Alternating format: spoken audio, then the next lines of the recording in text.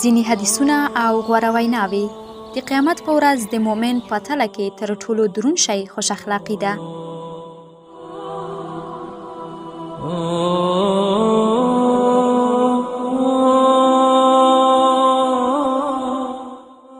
کوم انسان چې په رزق کې پراختیا غواړي د خپلوانو سره د محبت کوي، همسایه ته تکلیف ورکوونکي به جنت کې داخل نشي.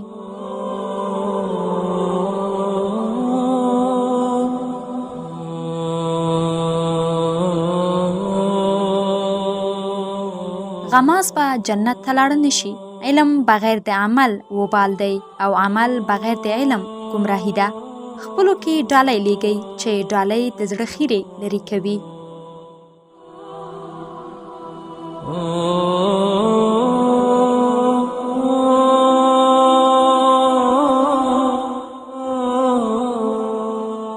د مؤمن شان دا دی چې هغه کریم او ساده وي.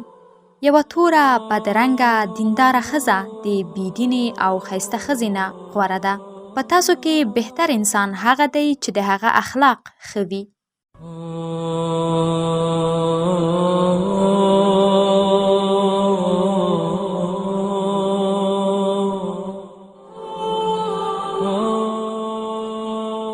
سادگی د ایمان نښه ده. د سخي انسان خوراک دوا ده او د بخیل خوراک مرض دی. په امانت کې خیانت مه کوئ. مسلمان ته کنځل کول ګناه ده او وژل یې کفر دی.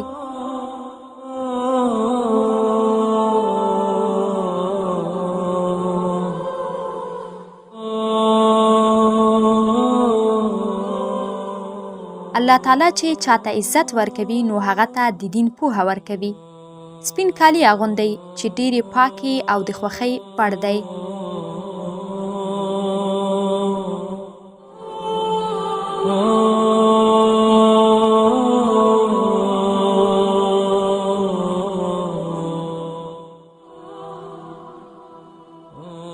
دنیا د مؤمن لپاره دوزخ او د کافر لپاره جنت دی.